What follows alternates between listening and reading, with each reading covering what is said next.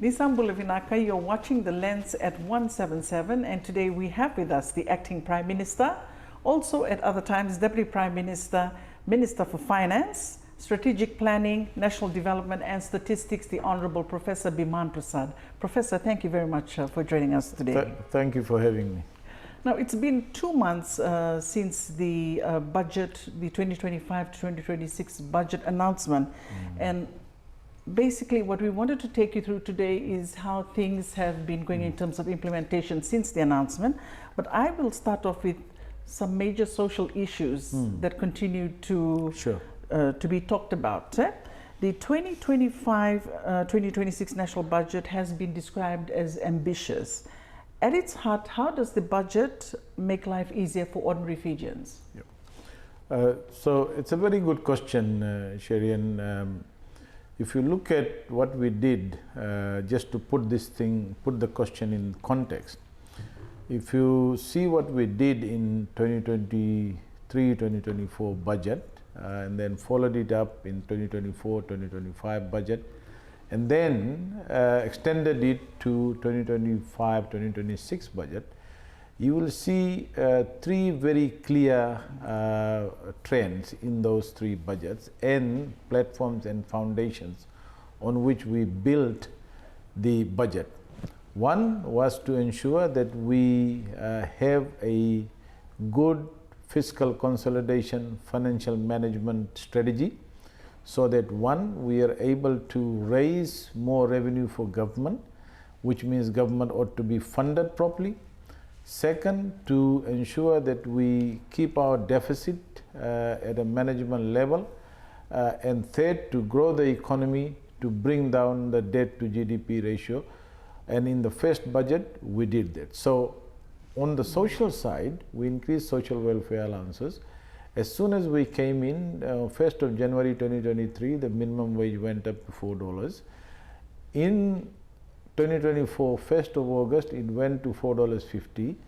1st of April 2025, it went to $5. So that was on the income side, because we believe that increasing social welfare, continuing with subsidies, increasing prices for agriculture crops such as rice, more than guaranteed price for sugarcane farmers, increasing the subsidies, providing all the support to the people was part and parcel of the first budget. The second budget, we focused more on raising people's income. So we raised the civil service salaries. We raised the minimum wage again to $5 from 1st of April 2025. Civil service pay rise was between 7 to 20%. Coming to 2025-2026 budget, we realized that we need to keep the momentum.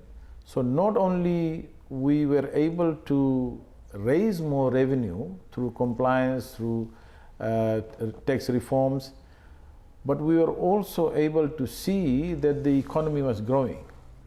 So if you look at our revenue collection, this was the first time after so many years that in the 2024-2025 budget, we collected more revenue than what we had forecasted in the budget by about $185 million.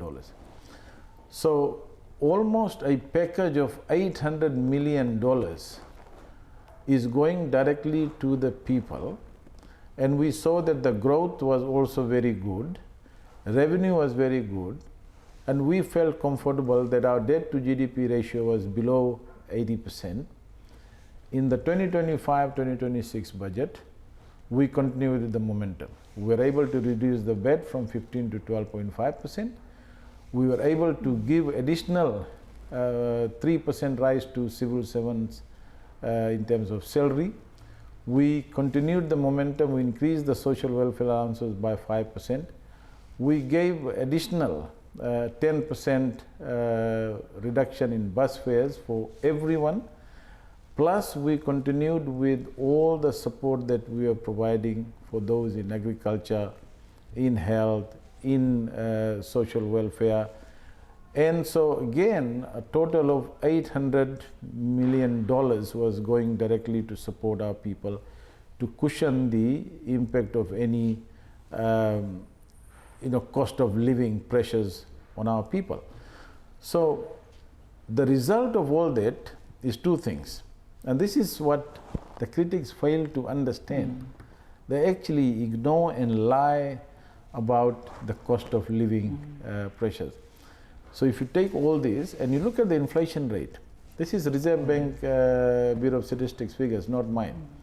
In the last 7 consecutive months, inflation rate has been going down, has been negative. So, and in this quarter, this last month, we also saw inflation rate going down.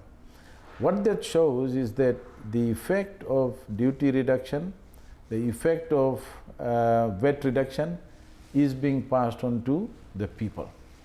And we see that in the prices. We immediately after the budget, we set up this task force comprised of FCCC, FRCS, Ministry of Finance, the Consumer Council, and they've done a lot of good work in making sure that the prices are passed on to.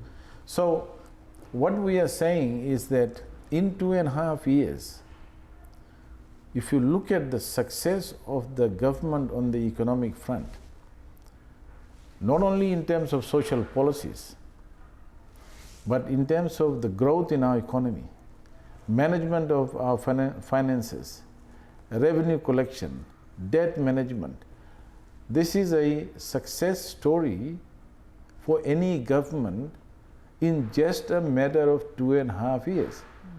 And we are very optimistic that given what we did in 2023, 2024, 2025, 2026 budget, we have set the economy on the right course.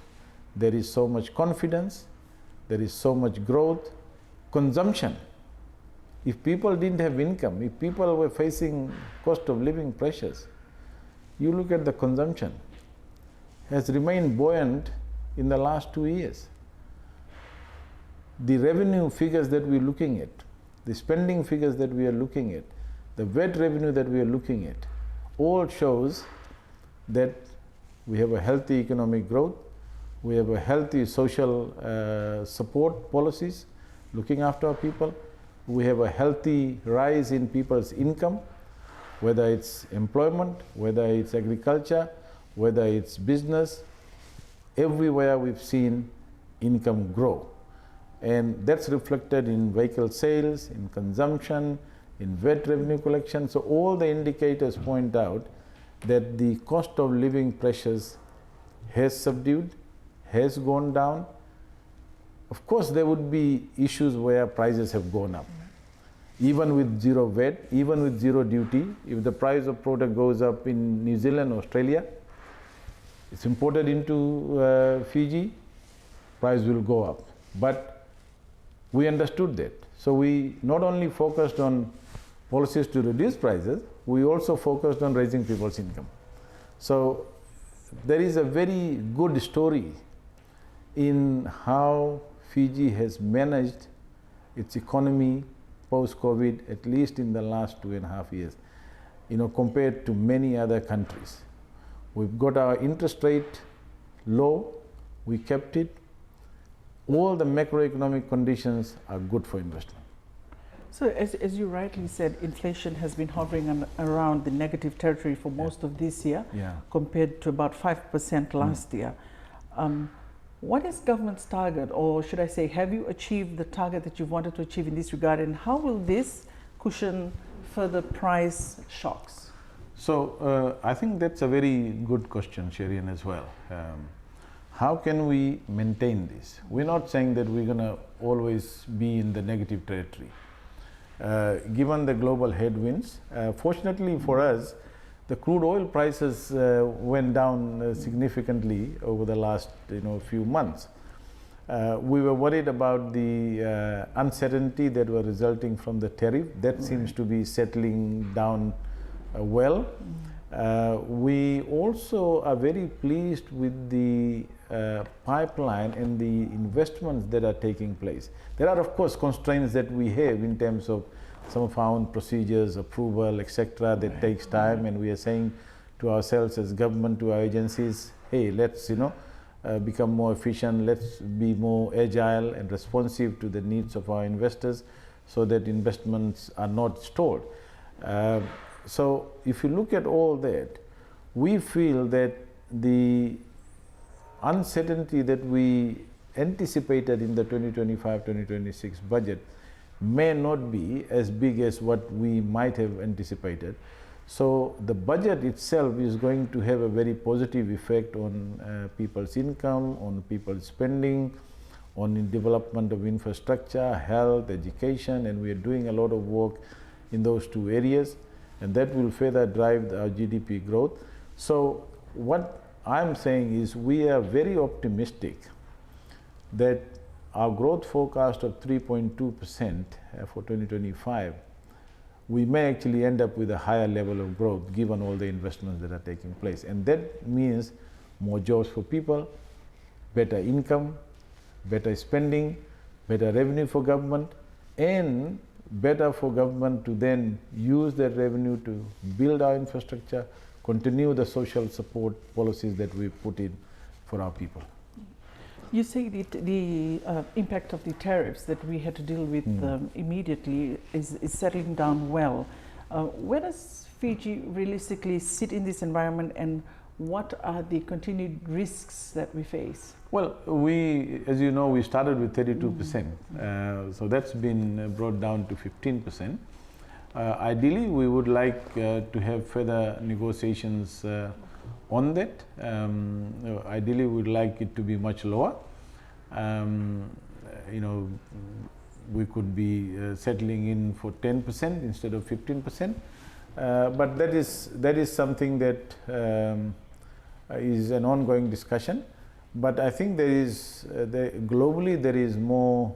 There seems to be more serenity, at least on the tariff aspect. Of course, there are global conflicts that are still continuing.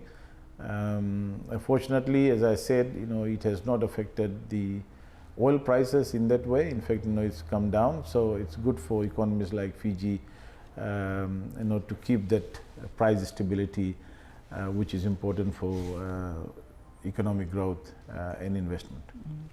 You say government is anticipating a higher growth rate. Fiji's economy grew by 3.5%. Yeah, that's based on the rebasing of our GDP on the 2019 prices. On the previous rebase, it was about 4%, but that is a provisional figure. But even 3.5% is a very good growth for us, real GDP growth in 2024. Economists are saying the country could aim for a growth to reach 5 to 6% annual growth. What is this a feasible aim to achieve, and what strategies is the Ministry of Finance taking to boost the economy to achieve a higher target? So, Sherian, it's not just a dream. It's a very clear vision for the country that we've set ourselves as part of our National Development Plan, the 3-year, 5-year and 20-year vision. And let me say this, people who say that when I say that we want to be a high-income country come 2050 or before, that's not a pie-in-the-sky dream. It's based on a very clear strategy, a very clear reform agenda, a very clear path that we want to take, that the government, that the Honorable Prime Minister wants, for us to achieve. And our National Development Plan, if you look at it carefully, it lays down very clearly what we need to do. And we are saying business as usual will not do. We are undertaking, in fact, in the last 2.5 years, we have taken a number of policy reforms, whether it's to do with attracting more investment, whether it's to do with stabilizing our finances, whether it's to do with looking at various incentives for our investors.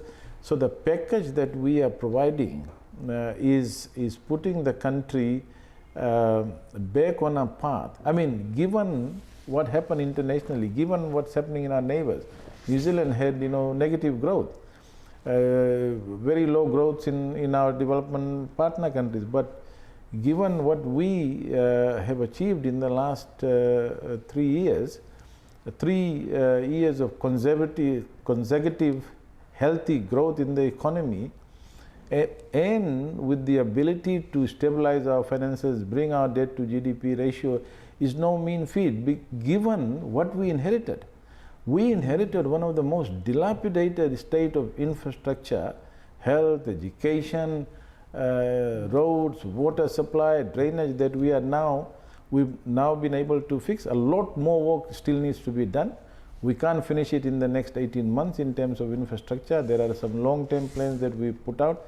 And if you see, a lot of work in that area has also been done. So the ingredients for a 5% or more than 5% growth, it has already been put in place.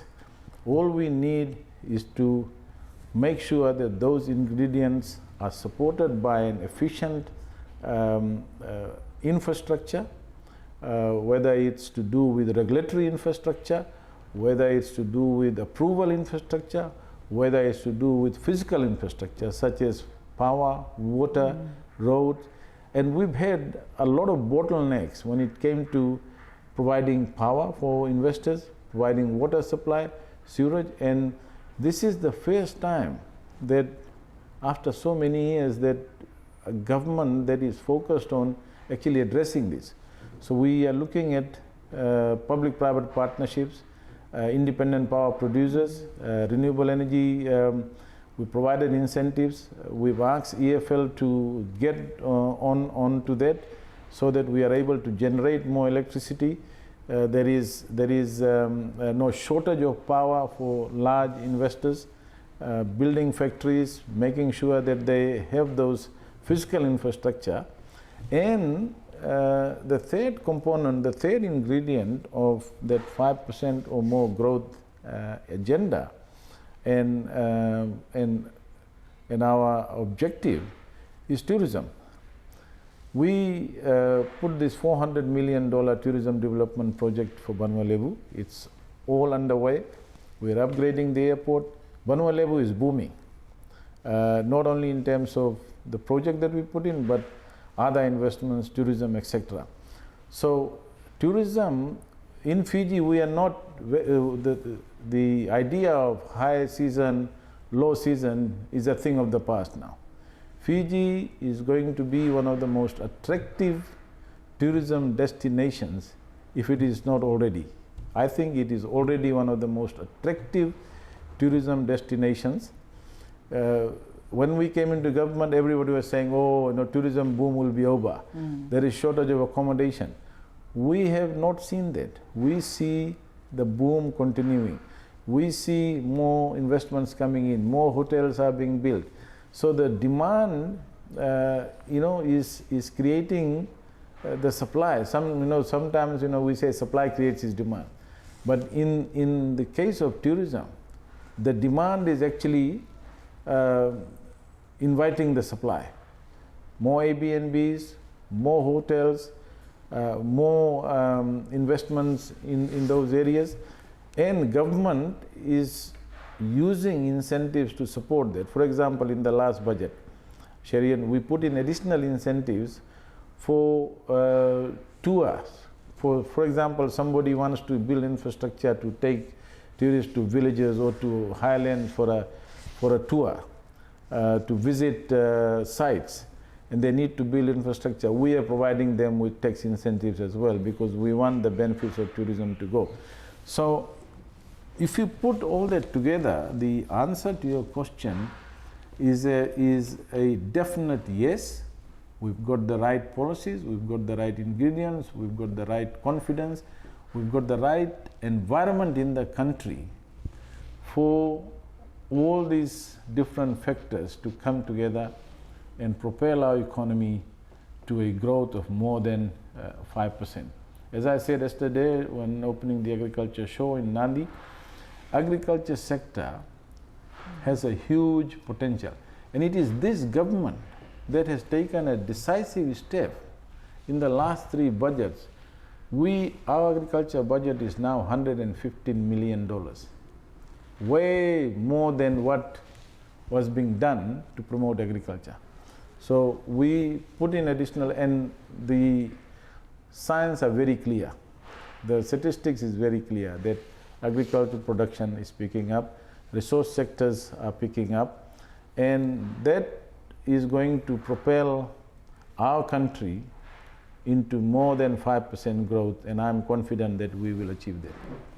So just in terms of some of the challenges, the e-ticketing system continues to draw complaints, particularly from students and the elderly. Are there any reforms to make this system more reliable? So, Sherian, this is a very important question. I think there is a small number of people, and they are genuine, where they don't have access to internet, where they don't have access to power, where they may not be able to get their e-tickets.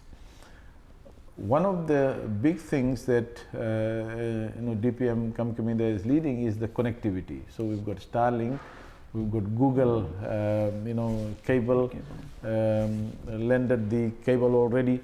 All these infrastructure developments that has happened in the last 2.5 years is actually making it possible for the remotest areas to have access to internet, have access to.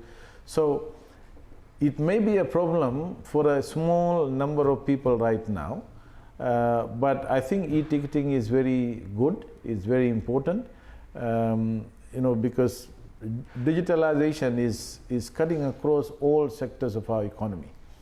We are making changes to some of the policies, the laws as well, to ensure that we do not lose out in any way. But I think e-ticketing issues for a small number of people is an issue, but I think in the shortest possible time that will be sorted out, because they will have access to internet, they will have access to areas where they can get the e-tickets. So you say in terms of a small number of people, every day there tends to be large number of complaints that come out on social media from citizens. But if you quantify that, Sherian, I know social media can be quite misleading, and there's a lot of misinformation and disinformation that goes on. But in the bigger scheme of things, I mean, two things that had happened. One is the bus operators have been able to raise their income. Government has been able to raise its taxes. All this revenue was leaking not only out of the bus companies, but also out of the government's pocket. So this is part of a strategy to close some of those gaps and loopholes where government was also losing a lot of revenue, apart from the revenue that the bus operators were leaving. So a lot of these complaints are also coming from bus drivers themselves, about not being able to provide e-ticketing services to the people. But there could be areas where these things may be deliberately put out as a problem, when in fact it can be sorted out. So we are looking at how we can, and I think DPM Kamkamida, who is in charge of this, is looking at how Vodafone and other service providers can improve their services as well, so that people are not deprived of the e-ticketing card when they actually need it. Health and education are also the other priority areas. Can you assure Fijians that basic services will be available at the level and quality people expect? Sherian, that's a very important question. And let me say this very unequivocally and very clearly, that we inherited one of the worst and most dilapidated state of health infrastructure in this country. When we were in opposition, we used to take pictures of the CWM hospital, broken windows, lifts not working, theaters not working, and we inherited that problem. This is this government that was not afraid to commission an independent report by the Australian government on the CWM hospital. We got that report, we launched it publicly, the Prime Minister launched the report publicly, identified that these are the issues, we are not hiding it from the people. And then we now have 27 projects, different components, that the Australian government has already undertaken and is started, and things are improving at CWM hospital. Lifts have been fixed. There are still issues that we are dealing with. The system, the availability, the cleanliness, and these are things that we inherited that we are fixing now, and it's a much improved situation now. Then you look at health centers around the country. Nassori Health Center was falling apart for 10-15 years. We got the New Zealand government, and I want to thank the New Zealand government for fixing it in 1 year. Now you can go and people, you talk to Nassori, 70,000 people were being saved by health center. I went to Kandavu 3 months ago. I was shocked to see the Kandavu hospital, which was built by the Australian government some years back. Not a single thing was done. The maternity unit was closed. Mothers were giving birth on the veranda. The hospital was completely dilapidated. This is what we inherited. The Australian we then got to the Australian government. That hospital is now being built, reconstructed, repaired, and we are hoping that by November we will have that hospital, Kandavu hospital, up and running. We fixed a number of health centers, nursing stations, right from Draketi to Korovo to places around which were totally neglected. We SPEN, HCF, FNPF, as I said in Parliament, that bordered on irresponsibility and criminality of what they did. We are now renegotiating that agreement, and I'm confident that we will be able to improve.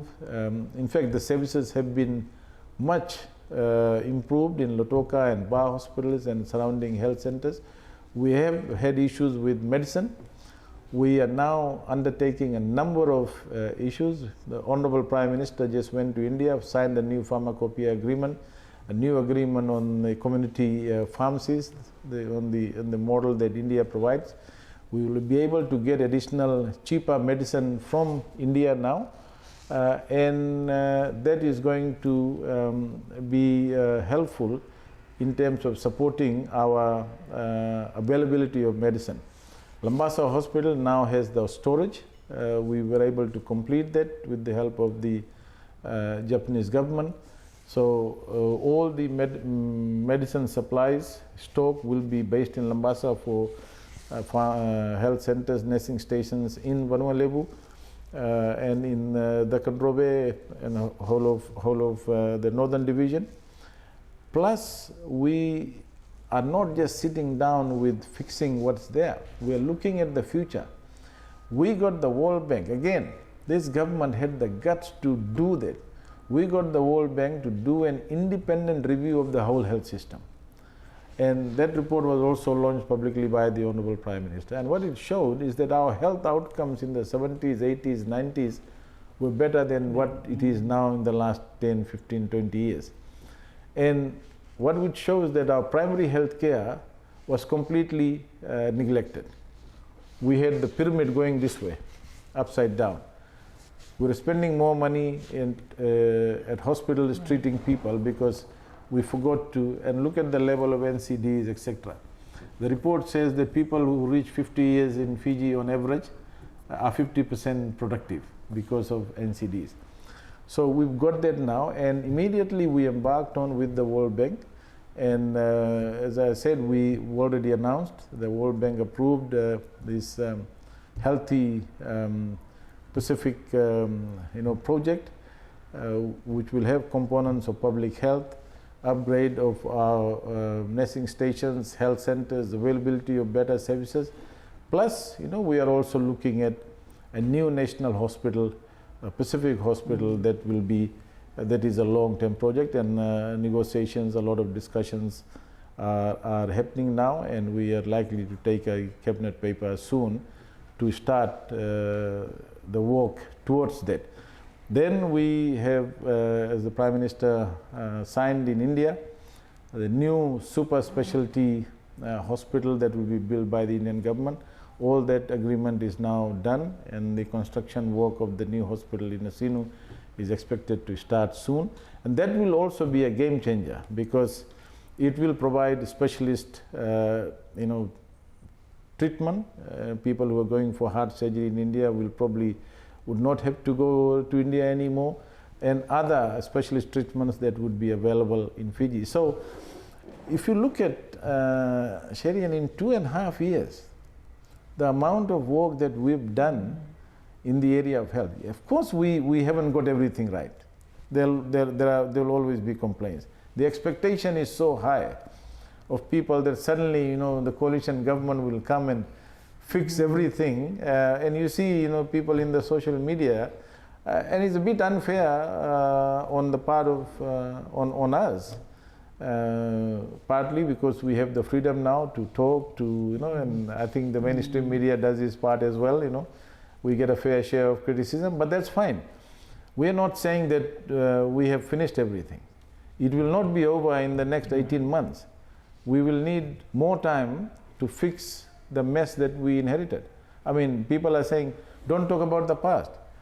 Of course, how do you explain not having all the health centers fixed in this country in 2.5 years? How do you explain that? You have to check what happened in the past. And I think as a government, we have the right to keep pointing out what we inherited, and from A to B to see where have we gone. Have we made any progress? And that's what we are saying. We are saying very clearly that the mess that we inherited, the systems that we inherited, cannot be changed overnight. It takes time. But we are very pleased that we have done so many things in the area of health in the last 2.5 years, that people who understand this, people who know what was there, are appreciating this. And I know that a lot of people out there, when I travel, they tell us very clearly that they are happy with what the government has done in the area of health. I met a doctor in Nandi on Monday night, and he publicly said in front of 20-30 people that as a doctor he's seen a lot more improvement in the last 2.5 years that he saw over the last 10-15 years. And that's a huge compliment to the government. Yeah. So the other big issue is, of course, the thriving narcotics trade that we're currently challenged with. This is increasingly linked to a shadow economy. How much of a threat this is to our financial system and economic stability, and what is government strategy to counter it? Again, Sherian, a very relevant and important question. So, two things that people have to understand, again, on social media. The drug problem in this country is also a direct neglect. In fact, it's negligence on the part of the previous government. You recall, we moved a motion to have a national inquiry on drugs. And Bainimarama went and punched Pio Tikundu Andua, Minister for Defence, opposition member at that time, for bringing that motion to Parliament. This thing has festered on for a long time. It is this government that has taken concrete steps to deal with it, and to deal with a problem that is no longer small. It may have been small 15 years ago, 10 years ago, but it's not a small problem now. And we recognize that because we knew what was happening. So the reforms we've made, the allocations of funding we've made, provided additional resources to the police to deal not only with crime but with drug. Of course, there are legacy issues in the police force. People, and we know that the police officers, civil servants, businesses, there was a ring that was operating. and to bust that ring, to get everybody, will take time, and we are doing it now. The people who used to be identified, charged and released are now going to jail. Now are in jail. The ringleaders are in jail. There might be more out there. So our government has taken decisive steps, not only in terms of the criminal element, but on the financial element, we are putting in appropriate policies. Our customs, our border, you can see FRCS is now nabbing the arrival of drugs into the country, whether through yacht, ship. We are tightening that. We've got support from the Australian government for container X-rays. All items that come in whatever shape or size of containers will now be X-rayed. Machines which will identify if there is any illicit items or drugs that are coming in.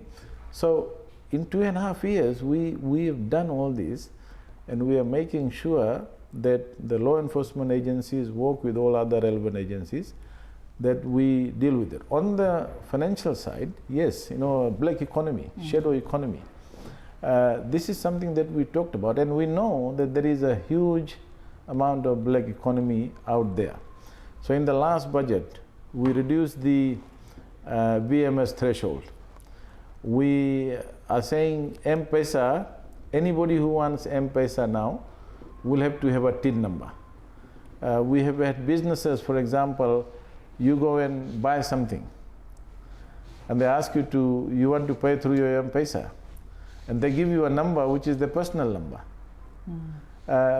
That's not reflected in they've got the money, they've sold the item, it's not recorded anywhere. We don't get any tax, they don't pay any tax.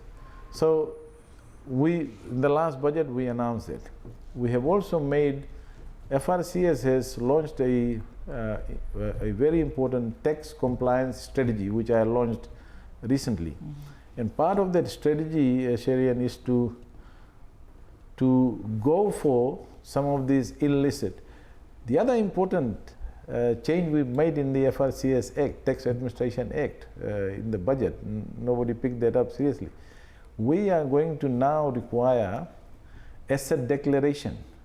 When they file in the tax return, you have to declare your assets you own, so that the tax office can know if you're declaring 100,000 income and you've got 2 houses or 4 cars, where did you get that money?